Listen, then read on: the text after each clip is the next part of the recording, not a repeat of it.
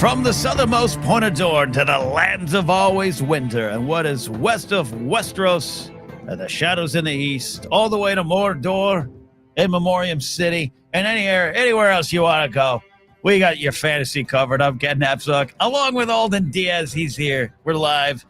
We're taping this live. If you're listening later on the podcast form, we're just gonna hang out here, do a little fun Q&A, maybe talk about what got us into this series. It's a interesting time to be a House of the Dragon, Game of Thrones, Rings of Power, Willow fan, because a lot of things in the rearview mirror, but a lot of things ahead. So, Alden, first of all, for this little hang episode, how you hanging, man? Oh, I'm hanging. You said interesting time. It's a time of impatience. I'm like already chopping at the bit for more of these series, and I have to remind myself it's only February. So I'm glad. Yeah. I'm glad we have Casterly Talk, so I can still feel like I'm in it. Because if we didn't have this, and we didn't have each other to talk to and our friends, then this wait would be miserable. Hold me, Alden. Hold me. Yeah, I know what you mean. I really enjoy doing this every week. We had to take last week off for some schedule reasons, but I was thinking about that. Like without, I like stoking the flames because we got a lot of time to wait between shows, but there's still a lot to talk about in these worlds. And we keep teasing some things we're working on here. You and I both have some life distracting us here, but to all of our Casterly Talk listeners and fans and supporters, we really appreciate it. We got some things we're cooking up here, and like Hot Pie would say, you just gotta get the sauce just right, Alden. It's true. You can't rush a sauce.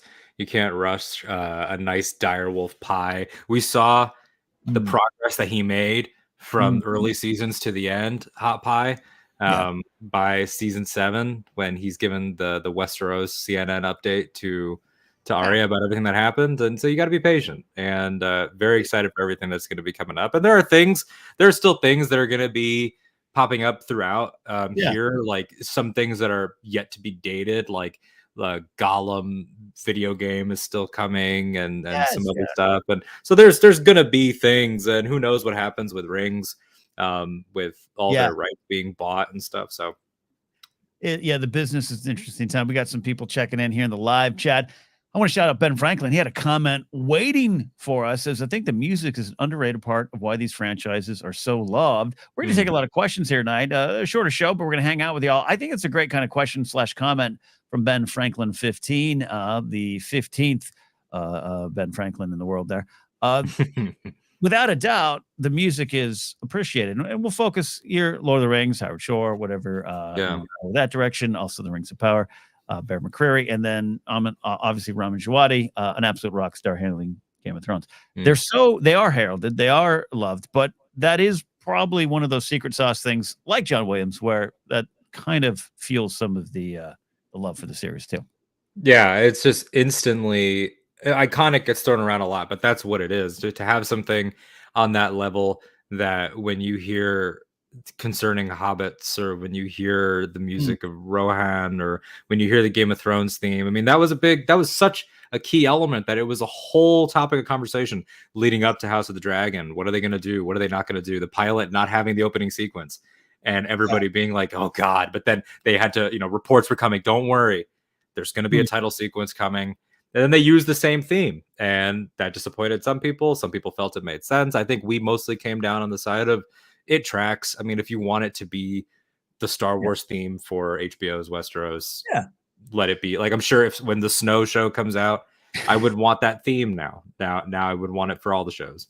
Yeah, no, that's a great point. To look at it like the main Star Wars theme, because I had a momentary. We even talked about it on a review, just like a momentary, like, I would have liked the House of the Dragon theme, whatever that might end up being, but I like establishing that world there. The subtitle of this episode tonight, it is a live Q&A, but it's also kind of like what makes us love Game of Thrones and Lord of the Rings, which is why Ben Franklin had the question waiting. And one of the things, you and I will keep jumping back to this all through the night, Alden, but I want to get your take on this, that opening credit sequence, the music, everything for Game of Thrones, season 1, episode 1, 2011, reaching out of the TV and just grabbed me by the neck and the collar and pulling me in. That, I can't lie, was one of the reasons I was so stunned by the White Walker stuff, which I'll talk about here and I've talked about before. But then as I was gathering myself, that music's just taking me around the map, and I love that. I knew I wanted to stick around.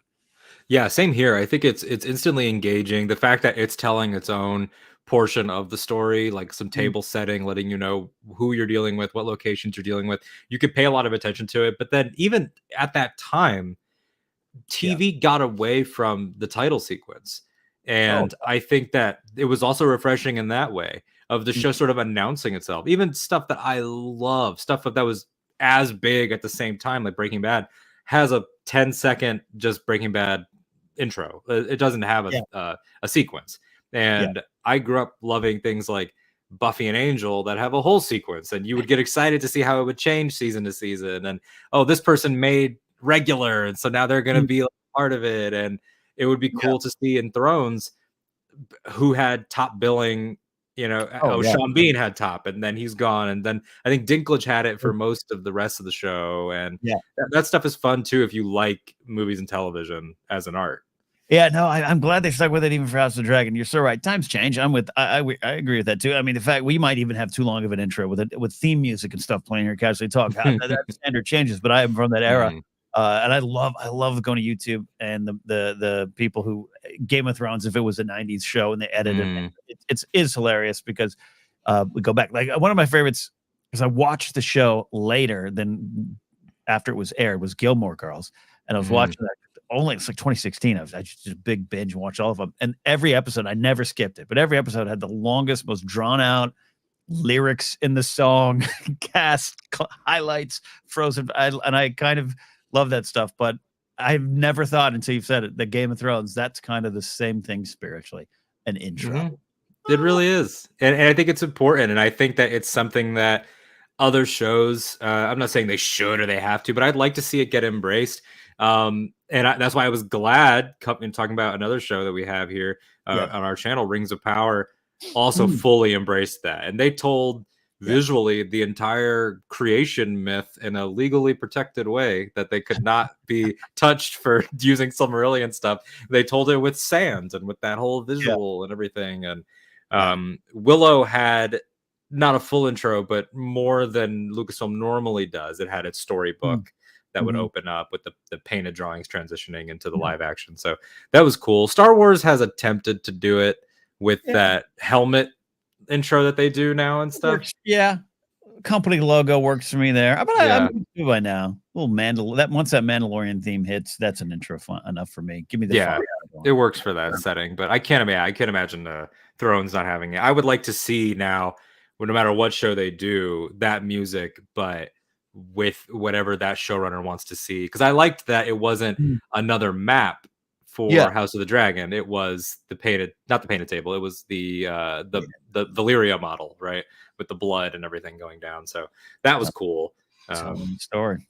So maybe with Snow, it'll be something beyond the wall, or the forests and the glaciers and stuff. Just Castle Black, just them sitting around Castle Black. What's remaining of the wall there? I want to shout out some people here in our chat. Jesse Roach is here saying hello. Lauren Romo's here as well. Hey, Romo, former contributor and guest of the show, and future contributor and guest of the show. And we want to shout out Eric Monroe, who's been with me since the beginning, the old Daily Thrones days. Eric turned 40 last Sunday. It hit me that it'll probably be 50 when A Dream of Spring comes out, unless Alden's one book theory comes to pass, which I love. We'll talk a little bit more about your one book theory there, but this is what happens when you look ahead on the calendar. And even for me, when it was like, "Ooh, there's Star Wars Episode 9, that's gonna be great," and then I realized, I'll be in my mid 40s when that hits, and it kind of slaps you in the face. You'll get there, Alden. Don't worry. I'm staring down the barrel of a big one. We're not gonna make this a Force Center Octa Radio crossover, but if 2025 is the movie date, which it seems like it might be if you're playing at home, I will, and if it's a December, I will have just turned 30. For the new era. So that will, that's been a fun one. But yeah, you're right. I mean, and even this, like, we know they're developing other Thrones shows, but these are not quick turnaround things. So it's like I could be 30 when Snow comes out, and we'll see. And Eric talking about these books and everything, like, when's a winner you will get, Eric, before you're 42, I hope. Oh wow. Wow. I think I have faith. Those last updates where he said he was 3/4 done. Yeah. Were nice. Yeah, it's such a bizarre thing when you think about it. And I'm sure I've times I've poked at George, you know, and at times I've had complete understanding. And I think I'm kind of in that too. Of just like he wants to get it right. He wants to get it right, and I'd rather him do that. I had a brief moment where I thought there was some marketing ploys or something going on, or he wanted to hold off till season 8, and maybe that might have been some of it, but I don't know. There's no benefit to him holding on to it unless he's trying to release him as one book. Alden Diaz's big theory we bring up every now and then. Yeah, the one book theory is it's not it's like it sounds really cool and like mysterious. The one book theory. It's really just that I don't know. And because he's even joked about it. He joked about it on Colbert. I think he joked about it on Seth Meyers and on that live talk that they did through Penguin Random House. Is he Penguin Random House? I think he is. Sure, I'm just gonna agree. Yeah, it sounds right. It's a publisher. But he has joked like, and he's right. The second Winds Winter hits the stands, he will have a day of peace, maybe, before people start asking for A Dream of Spring. And so I wonder, with him saying that this manuscript is already far and away longer, and it's not even done, than any of the previous, and Dream of Spring, he's already teed up in the past as being the shortest, more of an epilogue at the end. I gotta wonder if it just gets folded in, like it'll just be a section at the end called A Dream of Spring. Look, there's the precedent. I think is the split in book 4 and 5, right? Supposed to be one big giant sprawling thing, and not another. Hey, let's tell one story here, or mostly focus on here, and another one will come later, and we'll explain it to everyone. So things can change. Things can change. So Eric, maybe you won't be 50. Maybe you won't. Maybe you won't. We're hanging out here tonight. We got, hey, look at this good old Nikki Kumar showing up here in chat as well. Look at that smiling face on that profile picture. Alden and I hanging out just for a little bit, catching up, not even worried about catching up news, talking about why we love these things or what pulled you in. So Alden, specific moments. I've told some of the overall stories. You know, I didn't know the books, but then the show come along. Then I took the deep dive into the books and actually read past all the shows, that kind of stuff. But little moments, you know, I'm obsessed with those little moments. What was one moment early, whether it was reading the book? I think your book experience is a little different than mine. Yeah, lesser for sure. Lesser. The show 2011 or whenever you first took that dive. What was the moment that hooked you? Well, I have an interesting thing with Game of Thrones versus any of my other big franchise loves, which is that it was the only one that I initially shrugged off and came back to later. Because I remember distinctly my uncle was in town and he was staying at our place and he was watching the first episode. And I remember seeing the opening sequence with who are these guys? They don't seem cool. These Night's Watch guys. I didn't even know what the Night's Watch was. Now there's a zombie. And I remember being like, kind of like falling asleep during it. And remind you, I'm a kid. So I'm like 14 when this show starts. So I'm like, it's not hooking me. I don't have an in. It's not like Star Wars or you know other magical franchises. Yeah. And I immediately was just like, boring. This is something that my uncle's watching. And then it was a girl that I had a crush on. That's a good friend of mine named Brittany. We're still friends to this day. Who I remember her talking nonstop in freshman year of high school about late freshman year. I guess she had started reading them and was talking about how much she loved Renly and Loras. And I would hear about Renly and Loras all the time. And I was like, who are these guys? Whatever. But of course, you have a crush on this girl. And so you're like, okay, now I'm interested. So I started listening to her talk about it. And she lent me the first book. And the first book's the only one that I've read. But reading it back then, it's really dense, and I don't think I had a good reading experience with it, especially being that age. Yeah. But then she got season 1 on DVD, and I watched some of it. The death of Ned, of course, huge. And then I think it was the following summer that I was like, I want to know what happened to that family, to those Starks, I want to know what happens between. I remember thinking like, oh, the wolves and the lions, like what happens with them. So then I binged everything that we had up until that point, that following summer, and it was just I don't know what it was, if it was just like being a little bit older, that push, but it clicked. I love that the world pulls you in. For me, that pilot episode I've talked often of just all right, Lord of the Rings on TV was kind of this general thing I had heard knew there were some books. I don't got time for that. And then that opening sequence north of the wall, that dastardly Night's Watch crew, as you said, and just being confused of like, oh, I'm scared. What the bleep are these White Walkers? What's going on? And then the opening credits hit. But it was so that pulled me in. But it was just along the way. I think it was the humor and connection and the warmth that Ned and Robert had. Whether or not I knew everything about them at that time wasn't key, but just that, and it just seems so real. And that old lived-in thing you hear a lot. And then I got the big twist at the end when Bran stumbles upon Cersei and Jaime. It just the way they shot it, the way the pacing of it, and the beat and him falling onto the credits, basically just fading out on Bran falling. Yeah. I was like, all right, I'm definitely back for next week and the rest of my life. It was also just the audacity of that too. Like, yeah, it's an easy joke, and yes, haha, Game of Thrones and the awkward sibling relationships, and uncle and niece, as we have found. Yes, it's weird and everything, but nobody can deny the massive, thunderous rock and roll energy of that show. Just doing that right off the bat. Yeah. I mean, people that didn't know were talking about it. The brother and sister thing on HBO, this Game of Thrones thing, it's like Lord of the Rings, but this incest, and like like you want. It worked. It worked. Hey, that's how we got it. We got some great comments of people sharing that. We got some questions coming in. If you got a question, let us know. Just a general fun topic type of thing. Let's go. But I want to find out how this person got into Game of Thrones. Welcome back to the show, Nikki. How you doing, buddy? I'm all right. How are you guys? Yeah, I'm good. I don't know if I've been on a show with you without the beard, so I'm adjusting. I like your face. I like both your faces. He wanted to show you what he looked like when he discovered Ice and Fire. Yeah, that's true. What got you in, Nikki? What came first, the books, the shows, and what are the moments on the show that made you? I'm sticking around. The show came first. I was a little late. My friend, my friend. I think it was like October of that year that it came out. My friend was like, "Hey, we should watch this. You'll love it." All that kind of stuff. And I was like, "Yeah, okay, sure." And just like you said, I think it's you're hooked as soon as Bran goes flying out that window. And it's peak like, oh, we got you now.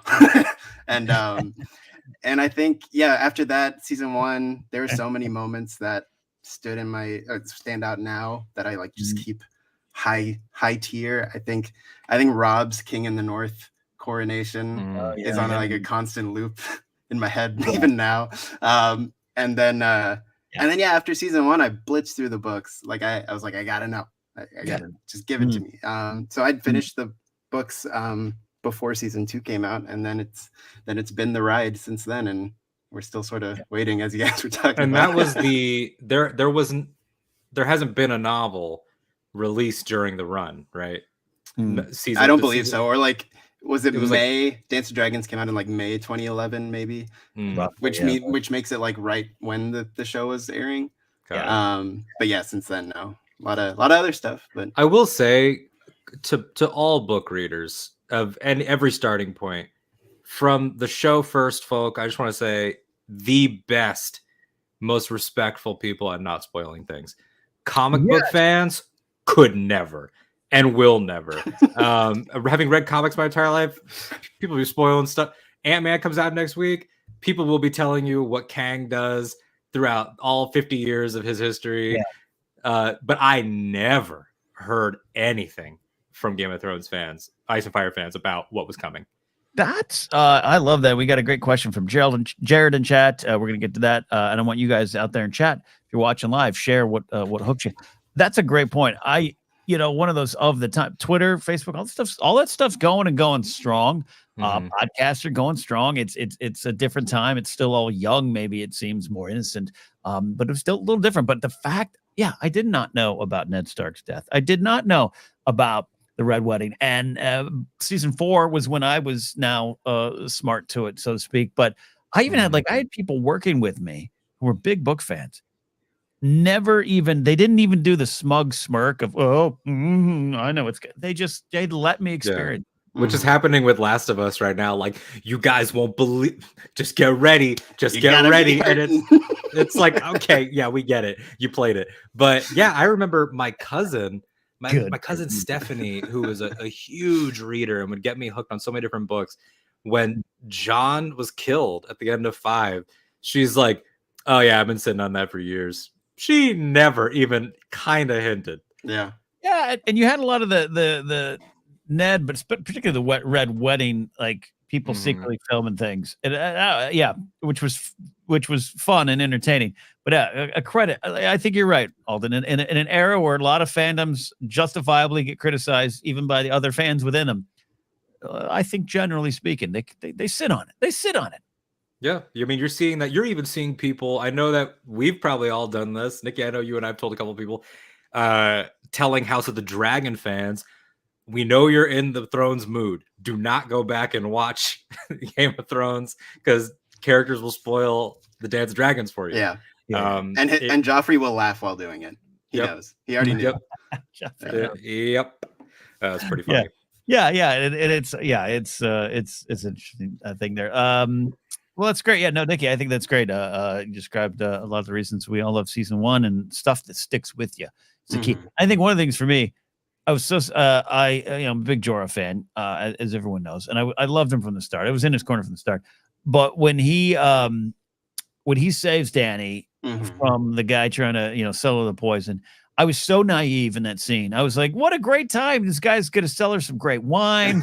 We're all great. Jorah's good. What's Jorah doing? Jorah, what are you doing? And I think that was the first time I was like, I need to pay better attention. I need to really clue into what's going on. I can't just sit there on a Sunday night. That's true. That's a good point. You bring up the Essos storyline. I remember telling people when I was first watching it, I love everything over here, but when we go over here, I get really confused.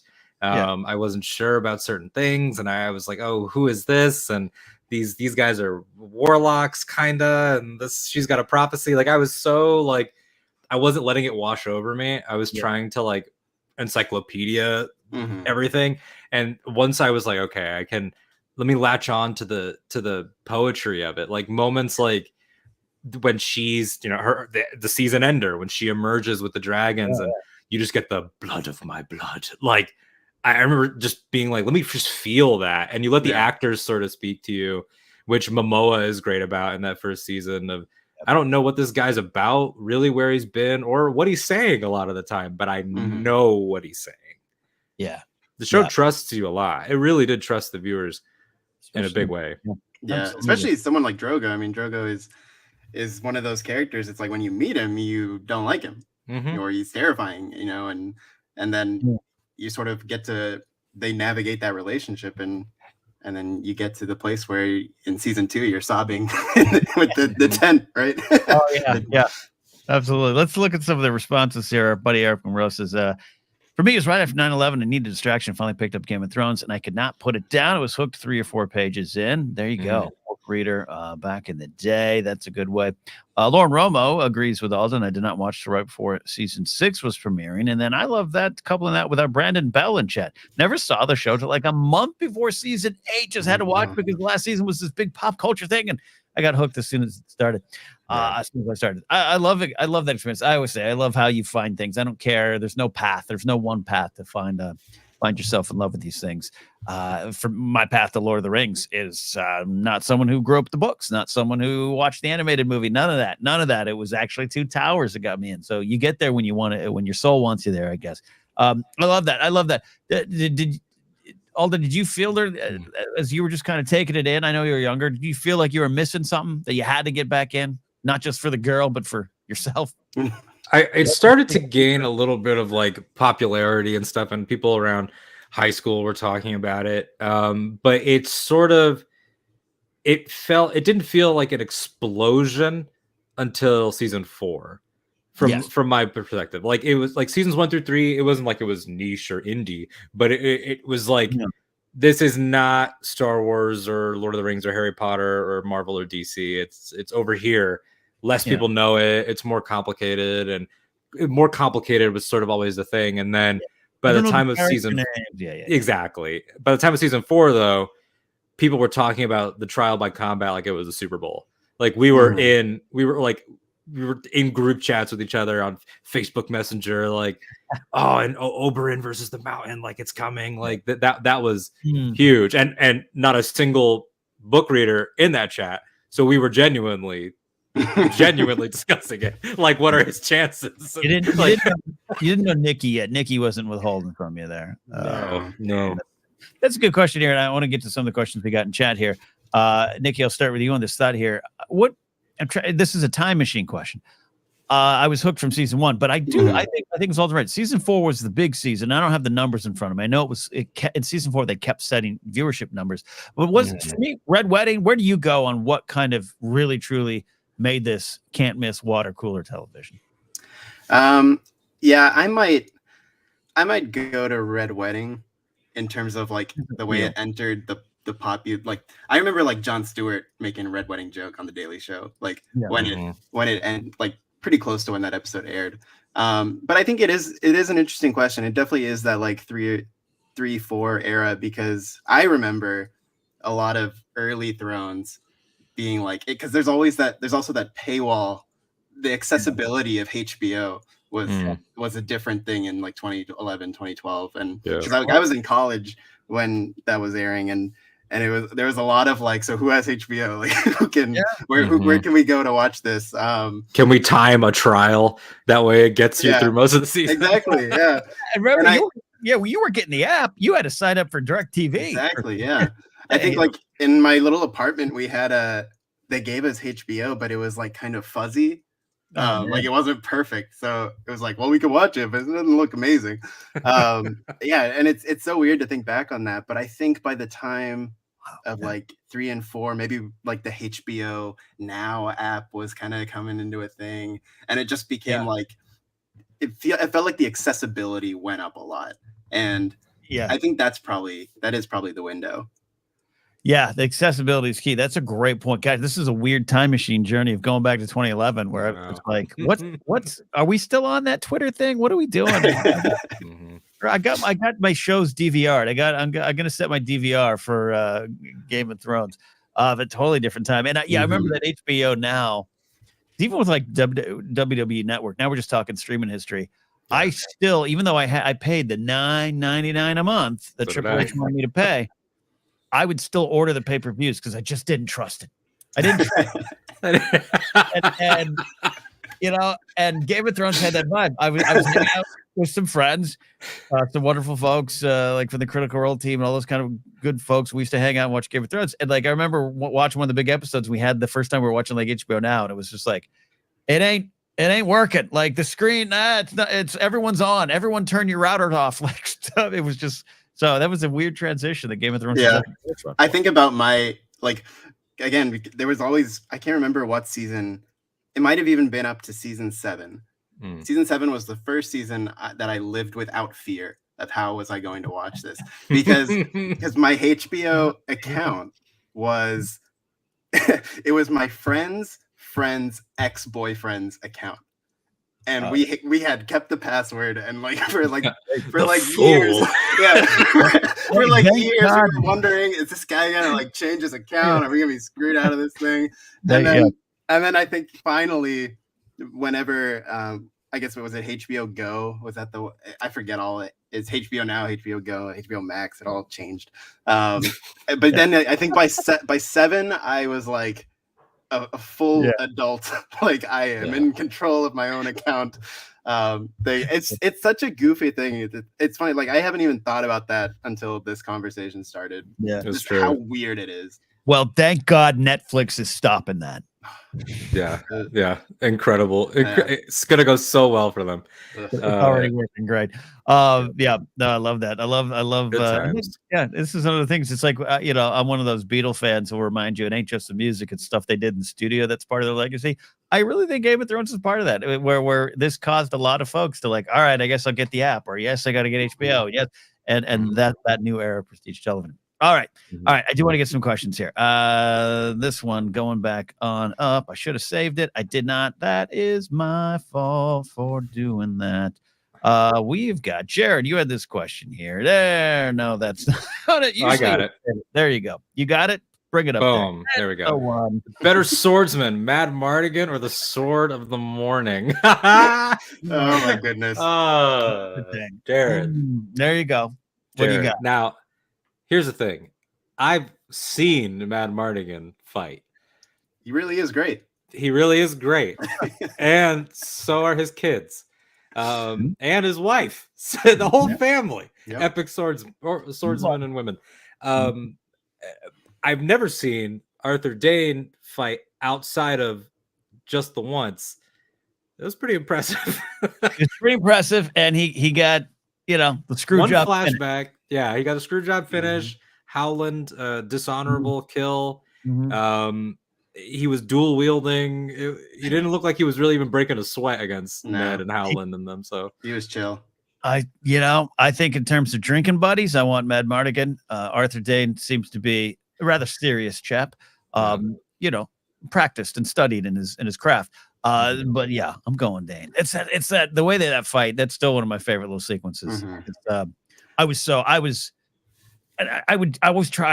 once I became a book reader head of the show, I definitely tried to keep it going, wouldn't spoil things, but I couldn't stop my excitement for that stuff where I'd tell friends, Sword of the Morning. They're like, what are you talking? I just do that. I just looked like I was freaking out.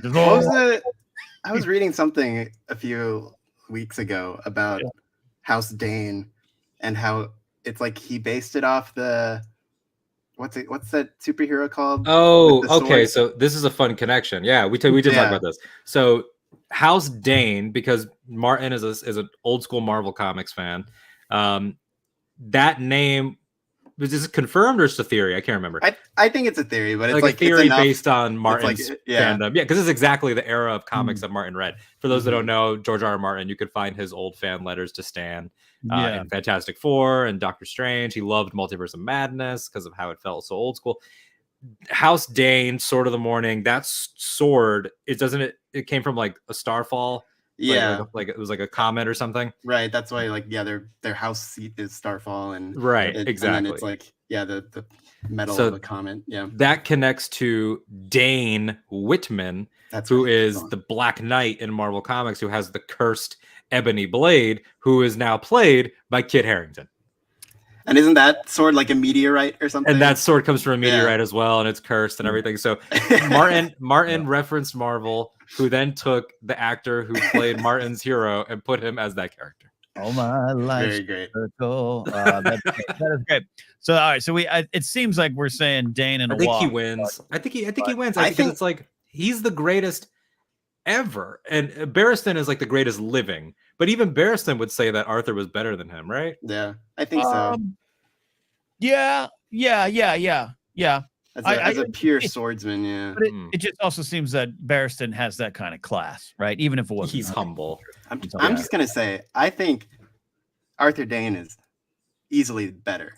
I think Mad Mardigan wins that fight though, because we already saw Dane get taken out, and I won't say it's anything as sort of dishonorable as what Howland Reed did, but it's that ability to just he's got that wily dumb luck that will just get him through. I don't know. It's the same way that Han Solo has faced guys that should easily outclass him. Exactly. Yeah. It's an interesting thing, but you think about that roster, like. That end of the Mad King's reign, Kingsguard roster, where you have the greatest ever, then the second greatest ever, and then the greatest prodigy ever, and it was just their training sessions must have gone hard. I love. I am a sports fan. I don't think you are, Alden or Nikki. I don't quite know, but you like watching sports across the pond more than I do. But yes. I remember your tweets now. Yeah, I love talking about the Kingsguard sports rosters. They're great. Oh man, the 77 Reds, man. Whoo! And it's the Mad Kings. Oh man, that's that third year that Kingsguard, the best. I love that. I think that's how they do it in universe too, because there's a lot in the books certainly where I think John is talking about how he and Rob used to play as the Knights, and he was like, I always wanted to be like Siriam Redwyn, and who I think is the guy. He's in House of the Dragon. Yes. In the second Nice. episode, Viserys is like, "Oh, he died okay, right? Like he was comfortable." Yeah, that's right. Yeah. So yeah, like, and that guy was like, yeah, like, you know, you're like Bill Russell, of, Like they would the Kingsguard. Like yeah, he's like they go always down in seen the as like the pages. greatest. Yeah. I wonder if like the kids of Westeros, maybe there's lore on this, like because we know that there's the Book of Brothers and like that they keep their own lore, but how those stories trickled down is so interesting. Like who they know about, who they don't. We know Ned told his version of the events, and I guess it's up to the fathers and their kids and all that. But it's super interesting to think, and I that's one thing I've loved about House of the Dragon season 1 was the way that they haven't undercut anyone. Like you still feel the power of characters like Westerling and Kristen and all them, but you still had Rhaenys and Corlys be like, these guys ain't nothing. Not like the Maegor era because they came up in a piece. These are the Knights of Summer. They're tourney guys. Yeah, tourney guys. Yeah. These guys, these pitchers don't even go 5 innings anymore. Ryan would throw 300 pitchers and then still pitch in the next game. Love that stuff. What we should do, should find a good resource on it. We'll just do a big ranking, like it's a sports talk episode of just ranking the Kings. I'm gonna show up with a cigar. It's gonna be like a black and white filter over the top of the episode. Amazing. Love that there. Oh, speaking of Lord of the Rings, Brandon Bell says this: when you guys start talking about doing a show on Rings of Power, that's the first time I ever watched LOTR. Really like them. Got the books for Christmas this year. See. Never have any shame about when you start, and never let anyone shame you when you start. It finds you when it needs to find you. I love that. The door is always open. I tell you, look, for me, it always is. I've said it a little bit before here. I don't want to remix too much, but it's like I grew up in a Chronicles of Narnia house, which is fine. I like C.S. Lewis works and like those books. Movies were okay. I haven't revisited them in a long time, but so I wasn't handed Lord of the Rings. I was not passed down to me. I was not told to read The Hobbit. None of that. And then so when Jackson's first movie came out, I had some resentment against it because I was a Star Wars guy, and I was like, "Oh, people are liking this one better than Phantom Menace." Best Picture nominee, Fellowship of the Ring. Like, that must have hurt, man. No. I got invited in my final Groundlings class 2002. Got invited with some friends after we had finished the class, and they were like, "We're gonna go see Two Towers." And I was like, like you could hear my eye roll all the way in the ocean, across the ocean there. And then within 2 minutes, I was like, "I'm a fool. I'm a effing fool. This is amazing." Free fall with a demon. Dinosaur looking thing. I needed the recap. I didn't know. I did not know stuff because and I knew it in pop culture. I knew Frodo was some guy, and he goes and gets some ring. I never paid attention to it. And just that flashback and that opening goes hard. If you're not into it, like, I'm sorry, maybe just go see you might be else, dead. Like, but that's it. It's pretty amazing. It's so funny you bring that up, Ken, the Phantom Menace, like, because Nikki and I just the other night off air, because we're bored. We're talking about the insult that even Williams didn't get prequel nominations. He got nominated for every trilogy, every installment of every trilogy, and 0 prequels. Yep, 6 out of 9, and no prequels. Yeah. Look, I just released a new essay over on Force Center's YouTube channel, Jar Jar and the Queen, and it's not doing well number wise because I think people just have a shield up to the greatness. I don't think they're ready to hear a smart take about Jar Jar about the major themes of Star Wars. Speaking of Star Wars, I got a question here. We got about 5-10 minutes left, so if you want a question, get it in. Let us know. Eric Monroe says, different version of a question I asked 2 weeks ago. What Star Wars character would you put in Game of Thrones? Count Dooku would be my pick. I love these questions. They pop up every now and then because I think the answer can kind of change for me along the way. Dooku is a great one. And Dooku is one of those go-to ones that really works for me there. Imagine Dooku and Tywin at the same table. Yeah, exactly. Do you guys have any answers that pop your head? Well, again, like we explored this with Willow, sending people into ice and fire is a punishment. So it's like, who am I going to send? Maybe I'm sending someone in, like maybe I'm sending in Pong Krell. Maybe I'm sending in somebody who fits that world in a way that maybe I'm not even like a fan of theirs, but they just should be there. I like that answer because I was going to say something like, I would love Rey to head over there, meet Arya, fall in love, and they both just sail and they just leave. Like they get in a sword fight and they're like, you're, and then they get on a ship and go west of Westeros and we never need to see them again. And they go live a peaceful life. Ponkrell's a great answer. Grade A, traitorous, immoral a-hole. He belongs. A massive general. He'd be like Ponkrell. He'd be like the Mountain. Yeah. The Lannisters are the true power in this universe. Yeah, yeah, exactly. Oh man. Or Rebus is Asajj Ventress. I really like that answer. I love that. Nikki, who you got? Over? Is it punishment or is it a reward for them to come over? I'm gonna say it. I don't want to say it's punishment. I think this guy can handle it. He is literally armored in the best way. I think I would want this story to be sort of comedic, but in the same way that he doesn't understand he's even in Star Wars, I'd like to put Din Djarin in Westeros and he'll just have no idea what's going on and he'll just go with the flow. He'll be like, oh, you need a hired gun or a hired sword? Sure, I'll go. And yeah, I just love to see him meet, the great houses and be like, I don't know who you are. What's great is that because he's Din, he would absolutely end up at every key location on the Iron Throne. He'd end up on the Iron Throne, but he would end up up with the three-eyed raven, and he'd be like, "Are you a Jedi?" I'm in the middle of a Mandalorian rewatch and season 3, and I don't want anyone to think I don't absolutely love the show from top to bottom. But the amount of times that Din, to your point, Nikki, is like, "What's Star Wars?"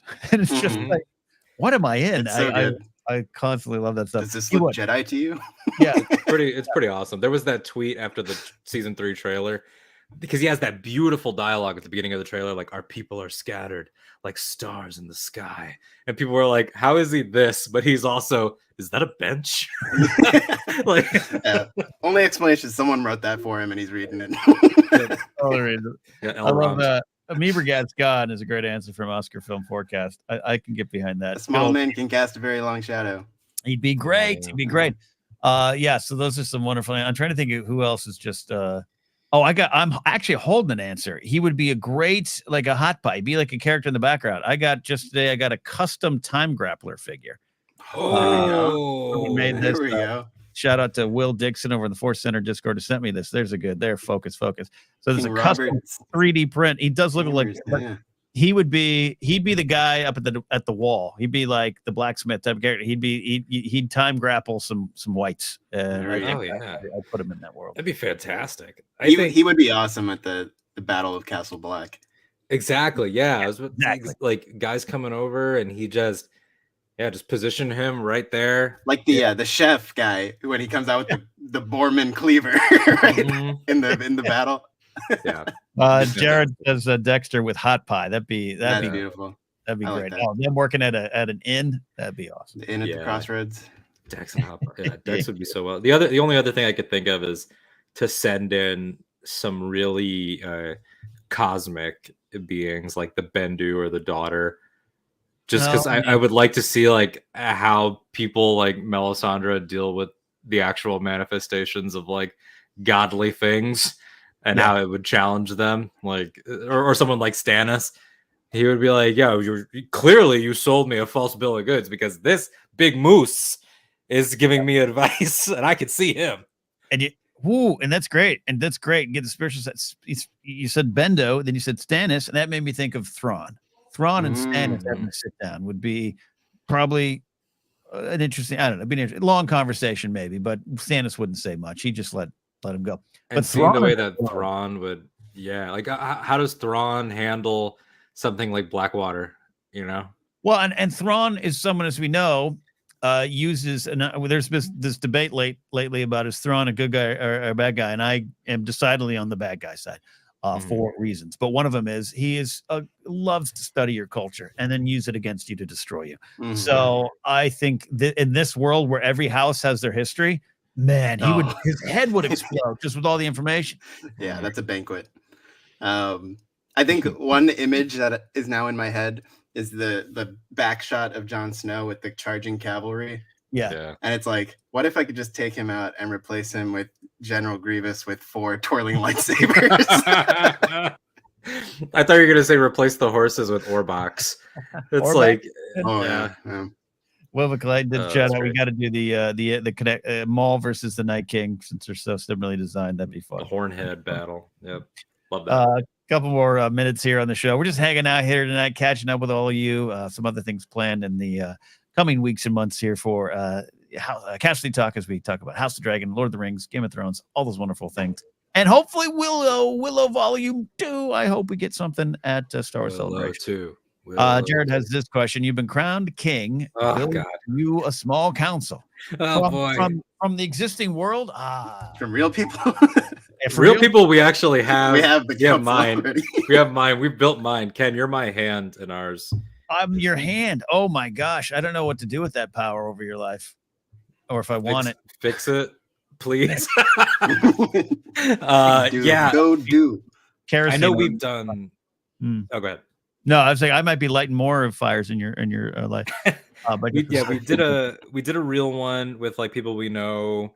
We did a Kingsguard, but I'm assuming you mean characters. Yeah, so, kind of mix it up. But so let's see. We got you need a hand, you need a whispers, you need war, you need laws, you need ships, you need a Grand Maester. Is there any other roles? You can have optional Dorn. Optional Dorn. Lord Commander. Yep. It's very tough. Like how am I not putting Varys on as Master Whispers? You know, like there's some answers I'm like, that's the answer. I ain't changing nothing. I want Pycelle out of there, but I'm not putting Qyburn in there. I don't know. Not even a Maester. Yeah. The guy was disbarred. He was defrocked. Yeah, I think Whispers. I would also keep Varys. Okay. Yeah. See, Maester Lewin is someone I would like promote to grad. I got the sense that Maester Lewin just didn't want any of that. Like he's like, I'm good at up here in the north. Let me just get muddy in the snow. I don't want to. The paperwork that a Grand Maester's got to go through. Nah, I ain't filing nothing. No, I'm not going to sign up for the King's Landing slack. I'm not on it. No, definitely not Crescent. That guy can't even poison someone properly. No, not him. Romo's going with Tyrion as hand. That's a good one. And then going into looking at House of the Dragon, it's like who can you trust? Who could be lethal, handle the things they need to protect you, but not get hungry on their own power and wipe you out? It's very Sith-like when you choose. That is a very thin line to walk. I have an interesting hand pick. Okay. I'm not quite sure if she has the ruthlessness, but I also don't know if I want her to. I'm going to choose Missandei of Narth. Oh, that's a great pick. That's a great pick. You know why? Because Missandei knows the lay of the land. She knows the language. She knows the people. She knows how to get there. She knows how to talk sense into you just as much as anyone in there with you. I think just getting the position might empower her more. She obviously didn't feel like she had this kind of power and this kind of career path, right? To look at it. Yeah. And if you like, no, I'm putting my vote of confidence in you. I bet she'd flourish in that role. I think so too. I think it would be one of the rare people that you could actually trust.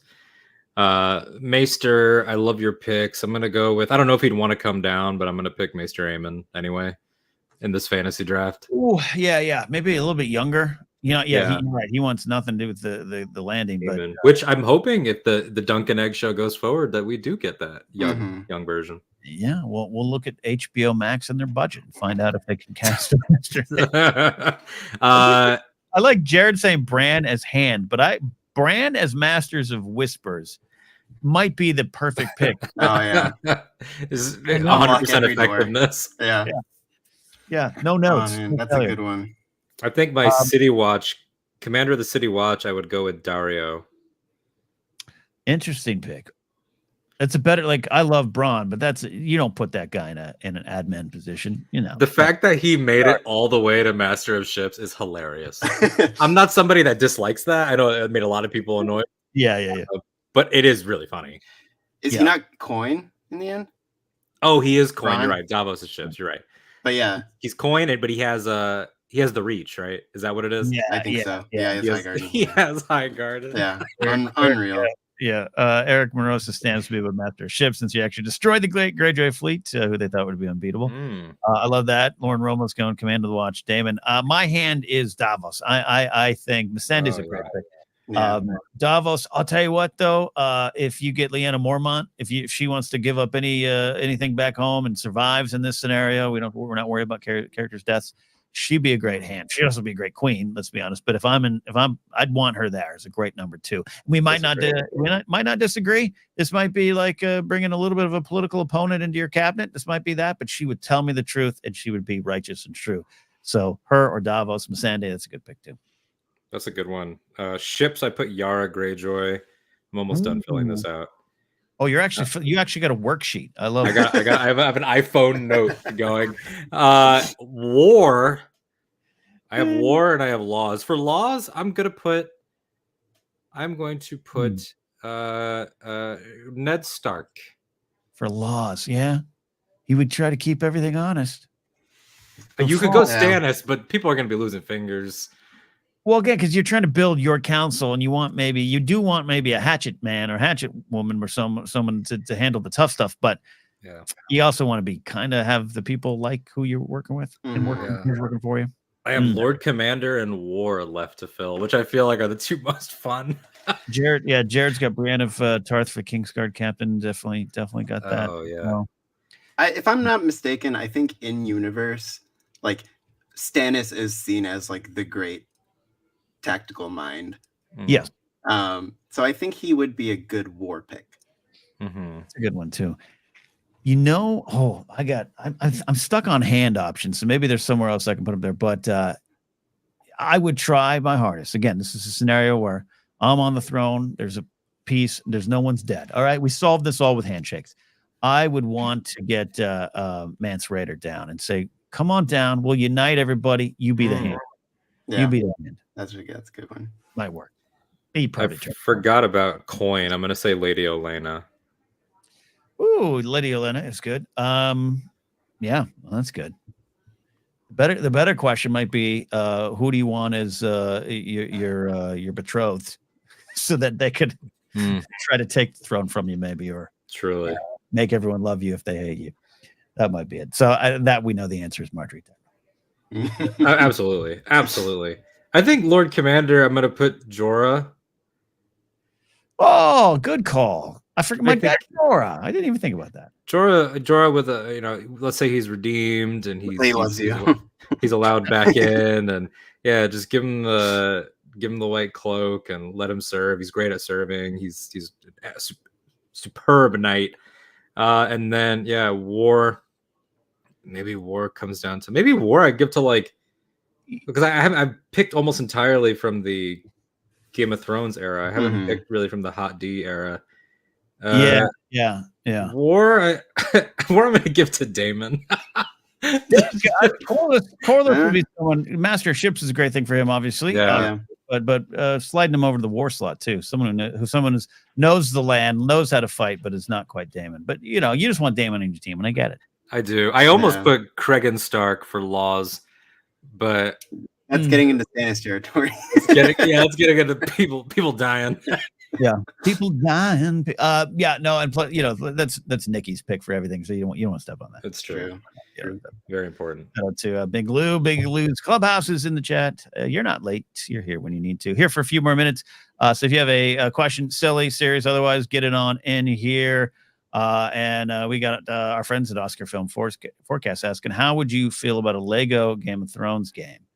So I'll answer quickly. Yeah, absolutely. Sounds like a win. I finally have to admit that as much as I'm a Lego collector, much as I love games and have loved the Lego games, I lose interest in them days after I get them. So Skywalker Saga, beautiful game. I completed it, haven't touched it. So I think I would. I just hope it would keep my attention going a little bit more. Like the Lord of the Rings Lego game years ago now, I gave up two levels in. I got stuck. Like my fellowship got stuck on a log or something. It's like after that, I was like that with the Clone Wars one, and I think we could not even get off the malevolence. That was like level 1. It's like we're lost. We're tired. Yeah. Well, I don't mean to give it negative answers. I think it's a wonderful question. Yeah. I absolutely would want. I still want a Lord of the Rings game and Lord of the Rings game, but a Game of Thrones game that has that big feel like you're truly in the land and world.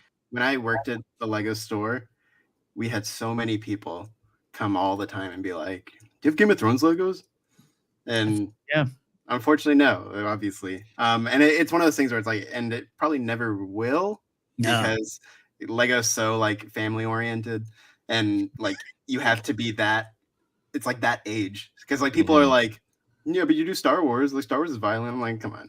It's like, Star Wars doesn't have Baelish in it. Come on, they don't even like making the blasters in Star Wars. Like that's how conscious they are of that.